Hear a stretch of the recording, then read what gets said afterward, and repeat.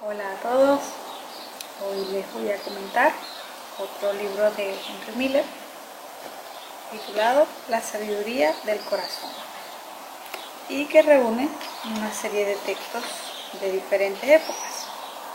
El primero está dedicado a D.H. Lawrence y se llama Muerte creativa, y él le puso el subtítulo de fragmento de un libro inconcluso, El mundo de Lawrence.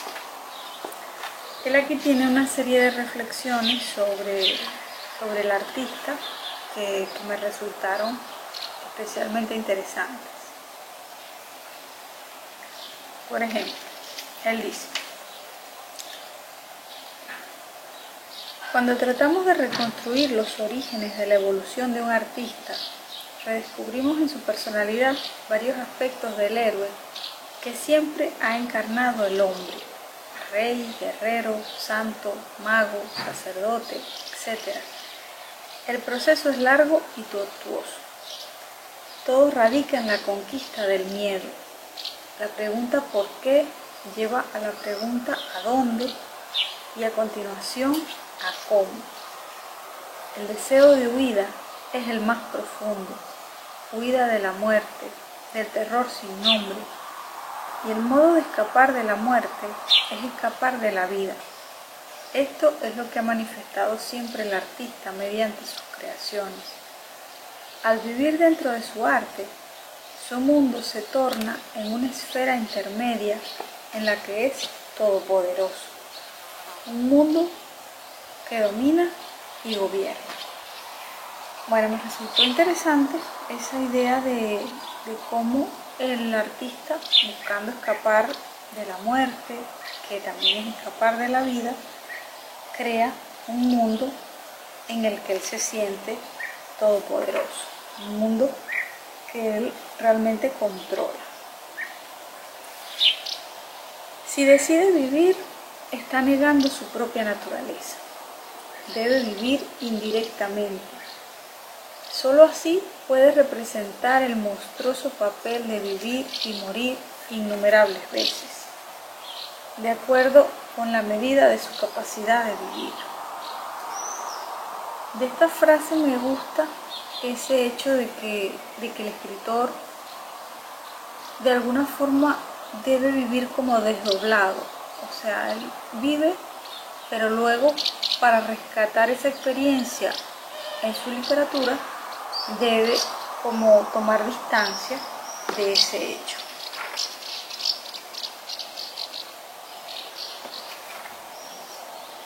Me gustó mucho también aquí cuando él dice que Lawrence contaba con la sangre, la raza, la cultura, la época.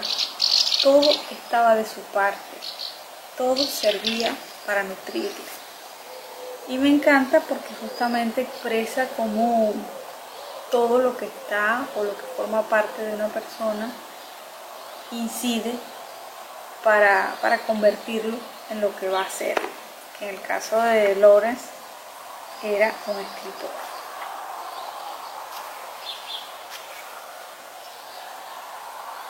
Y esto también lo vuelve a repetir en Reflexiones sobre el arte de escribir. Escribir, como la vida misma, es un viaje de descubrimiento. La aventura es metafísica.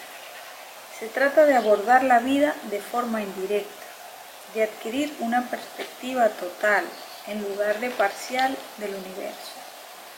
El escritor habita entre los mundos inferior y superior, emprende el camino para convertirse él mismo en el camino. Bueno, me encanta esa frase de convertirse él mismo en el camino.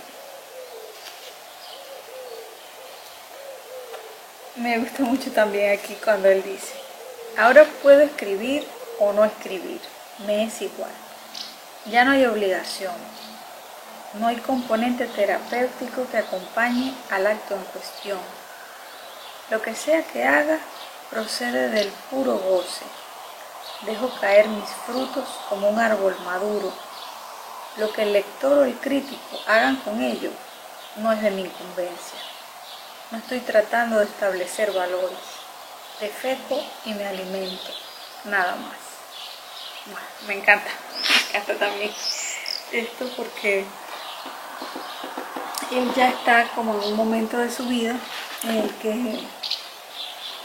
que ya no experimenta la escritura como en otras épocas y habla con esa metáfora, ¿no? De lo que sea que haga, procede del puro goce.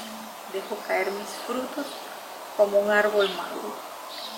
Y me gusta también esa idea de que él no está tratando de establecer ningún valor. Defeco y me alimento. Nada más. Feliz día a los compañeros de la Cátedra Libre. Seré breve para que no me traicione el tiempo. Uno de los libros que quisiera recomendar, compartir en esta oportunidad, es este que se me está despedazando. Es una de esas cosas que uno se lamenta de no haber leído antes, de no haber revisado antes. Ver el estado en que está el libro, desboronándose casi. Y sí, es uno de esos libros que es propiedad de alguna biblioteca. Pero este libro de Enrico Altavilla es como una serie de crónicas en la que él analiza la época más o menos de 1960. Se ve que eran de esos libros casi de que se vendían en los kioscos y tal cosa, en la editorial Manantial, que tiene cosas así, novelas detectivescas y en esa variedad, libros de peseta para los españoles, Jesús sabrá, libros que se vendían en pesetas, en pocas pesetas o algo así. Pero este libro me ha impresionado porque me hace parecer, me hace recordar mucho a los ensayos, a una particularidad que hay en los ensayos de Mariano Picón Sala, cuando analiza época. Si varios recordarán aquí ese libro que se llama Europa-América, que es las crónicas de los viajes que realiza por Alemania, por España, por Italia, Mariano Picón Sala. Eso, un análisis, un escudriñar, una visión casi antropológica y sociológica de la época, una instantánea, pues una foto, pero una foto que es a la vez radiografía del espíritu de una época. Pero entonces el tipo es muy moralista, tal vez por eso también me hizo recordar a Mariano Picón Sala. Y otra virtud que lo asemeja a Mariano Picón Sala es cuando atrapan en una cita, hace una cita magistral de Lord Jim. Pero en serio insisto, cuando estos dos tipos, una escritura muy deliciosa, mucha claridad en la escritura, un estilo bastante perfecto, ideal en su claridad. Entonces, este autor me hizo recordar a Mariano Picón Sala porque tiene una particularidad. Cuando hace una cita, es una cita que viene asumida por los años. Es la perfección, o cuando cita un libro de actualidad lo hace encajar perfectamente en la disección que está haciendo de su época. Entonces cita a Lord Jim y entonces hace este pedacito que quisiera hacerlo a pesar de que sé que el tiempo traiciona con estos videos. Hace una cita de Lord Jim y entonces dice: la virtud consiste en hacer el bien que es posible y en adaptarse al mal que es inevitable. No podemos dejarnos destruir por nuestro código moral. Imagínense esa perlita que suelta allí, ¿no? Hola, hola, yo soy Daniela Campos y hoy les voy a presentar la novela de Itamar Vieira, una autora afro-brasileña de Salvador de Bahía, que se llama Tortoso Arado. Este título, bueno, la verdad que es la traducción en español de la editora Planeta de Colombia, y la traducción la hizo Felipe Canmayart. Esta novela es del 2017 y se ganó el premio Jabuti, que es un premio muy importante acá en Brasil. Y bueno, la novela se desarrolla a partir de un evento desafortunado que tienen estas dos hermanas. Una de ellas se corta la lengua con un cuchillo y bueno, a partir de ahí se van narrando los otros acontecimientos, ¿no? La novela en sí está organizada por 3 voces narrativas femeninas, y eso es muy importante. 2 de ellas son de estas 2 hermanas y una tercera es una voz de una encantada que no es precisamente una orishá según las religiones de matrices africanas, ¿no? Y justamente hablando de las religiones, la religión que se da es una que se llama Yaré, que no es ni Candomblé ni Ubanda, que son las más conocidas de estas religiones africanas, sino que son ellas juntas más la religión católica, ¿no? Entonces es una religión bien híbrida. Este aspecto este acontecimiento del corte es muy importante porque a partir de ahí podríamos pensar en la metáfora del silencio y del silencio que fue impuesto violentamente sobre estos cuerpos, porque bueno, son cuerpos negros y de mujeres negras. También la metáfora de la fragmentación, de la escisión, y a partir de ahí se van a dar muchos dualismos, ¿no? El cuerpo negro junto al cuerpo blanco, el cuerpo de poder sobre el subalterno, las mujeres y los hombres, lo rural y lo urbano. Y bueno, la época de la novela no se especifica muy bien, pero bueno, hay elementos que nos permiten pensar que se trata de la década de los 60, 70, por ahí se contextualiza, ¿no? Como la novela se desarrolla en el Sertão, que es como una parte rural de acá de Brasil, se va a desarrollar entonces a partir de estos sujetos trabajando dentro de las haciendas, ¿no? Y como eso es otra forma de esclavitud moderna, si se quiere, o bueno, de esos tiempos, porque son sujetos que trabajan pero que no tienen un salario y son obligados a vivir en un espacio que no es concreto, ¿no? Por ejemplo, es muy reiterada la idea o el deseo de tener una casa de bloques, porque ellos viven en una casa que ellos mismos construyen y es hecha con barro, y entonces cada vez que llueve ya no tienen casa.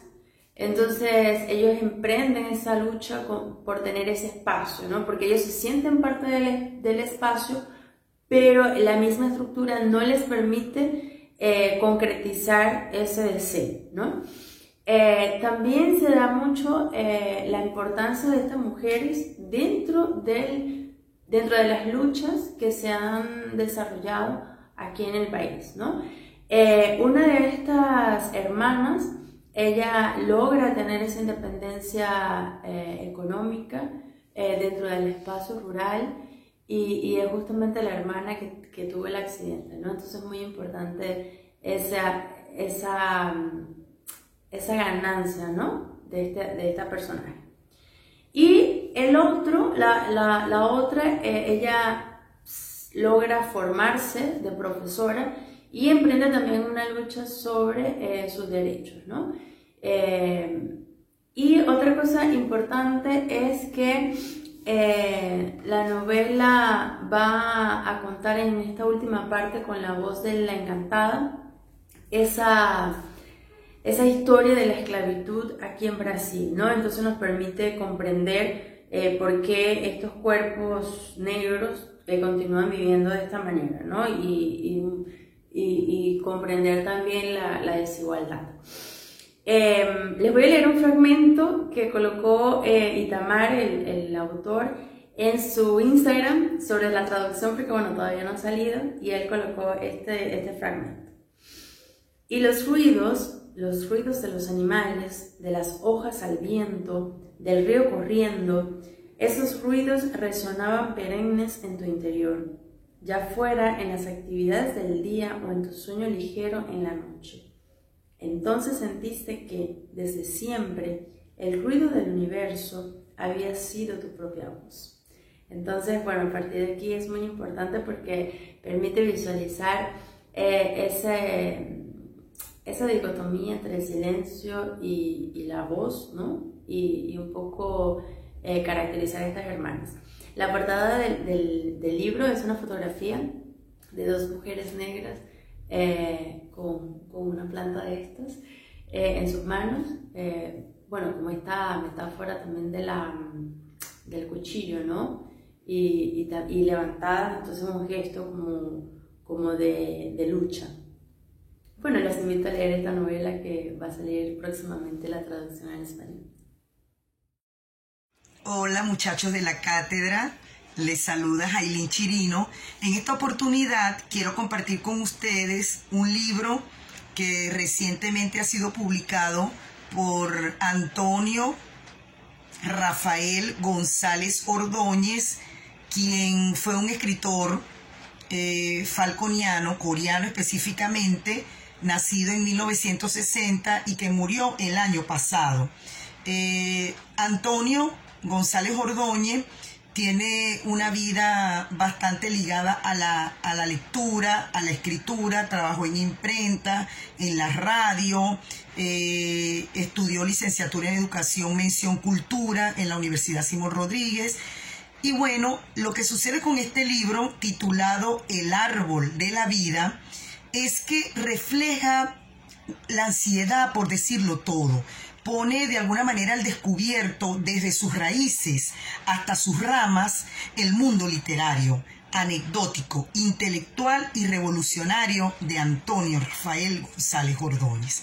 De él quiero leer el texto que da título al libro, que se llama El árbol de la vida. Figúrese la carga poética de este texto. El árbol de la vida. Camino por mi bosque íntimo. Contemplo con admiración el árbol de la vida. Trepo por su tronco inmenso hasta alcanzar su copa. Desde allí admiro la inmensidad de sus ramas que dan sombra. Gracias a su frondosidad, los habitantes del pueblo tienen donde guarecerse. Un lugar que se prepara para defenderse de la agresión de invasores y depredadores. Veo también las orillas del mar y los pescadores en busca de los cardúmenes para recoger su sustento. Me siento feliz y seguro, pues mi árbol es una fortaleza inexpugnable, el lugar donde todo nace y nada muere, donde permanezco, donde soy un niño y ese árbol del patio es el universo entero. Entonces figúrese lo que sucede con este retrato significativo de circunstancias vividas, bien sea lejanas, bien sea cercanas, pero que de alguna manera es para Antonio González Ordóñez un texto sumamente importante, sobre todo porque en ese texto y en la mayoría de sus textos podemos notar que son 12 cuentos nutridos de un lenguaje que dice, un lenguaje que comunica, que no es ajeno, que es tan cercano, tan atractivo. Yo creo que es un lenguaje que está destinado a ofrecer un panorama de vida, que puede llenar algunos vacíos. Es una labor literaria y creo que comunicativa y que tiene un valor significativo para nosotros, los falconianos y específicamente los coreanos. Yo le veo la parte anecdótica precisamente porque lo anecdótico es lo vivido, que nos da la oportunidad de narrarlo, utilizando recursos necesarios para formar un mundo literario, para comunicarnos, para expresarnos, para decir lo que sentimos. No todos tenemos esa habilidad de escribir anécdotas como lo hizo González Ordóñez, respetando sus valores, sus ideales y por supuesto el respeto por el lenguaje. Figúrese este texto que dice la pasión desmedida. Ese día la veía más hermosa. No solo era su espectacular cuerpo de diosa romana con enormes muslos, cintura delgada y formidables senos. No solo por eso, también era su cara morena con ese cutis de terciopelo. La recuerdo muy bien, con esos pantalones ajustados llamados por las modas urbanas como leggings. De más está detallar su sonrisa y sus labios en flor que provocaban a probar su miel. Su hermoso pelo negro caía como cascada en sus hombros. Era ella, una bella hembra de origen mexicano. Me miró fijamente y dijo: hola querido, ¿estás dispuesto? Me temblaba el pulso, el corazón estaba acelerado y solo alcancé a decir: sí, mi cielo, estoy. Estábamos empezando a intimar, era el siguiente paso en nuestra relación. Mi mirada estaba fija sobre su espectacular figura. En nuestras pláticas anteriores, fogosamente comentamos lo bello que es sentir en nuestro ser el éxtasis del encuentro íntimo. Y ahora había llegado el esperado momento. Y justo en el instante que comenzó a develarme su cuerpo desnudo, acaeció la desgracia. Un infortunio terrible. Era un apagón de los muy habituales en mi ciudad natal. Sin electricidad de nuevo, sin conexión de internet, sin electricidad, sin ella. Con mucha rabia y desilusión me levanté de la PC y le pagué el tiempo consumido al muchacho del cyber y pensé: nada, esperaré hasta mañana. Entonces son finales contundentes, así como también hay otra historia bastante interesante que se titula El gato. Observé el mundo misterioso que rodeaba el sombrío gato negro. De hecho, el ambiente a su alrededor era como una colcha de retazos, pero hecha de sobresaltos, de momentos de angustia, efecto de las terroríficas vivencias junto al felino. Yo le veía y él a mí, y de pronto nuestro corazón palpitó a ritmo acelerado, al unísono, esperando con angustia, con desesperación el final. Respiré tranquilo cuando el gato resolvió todo y yo estaba a salvo. Cerré el libro de Poe y encerré al gato para siempre.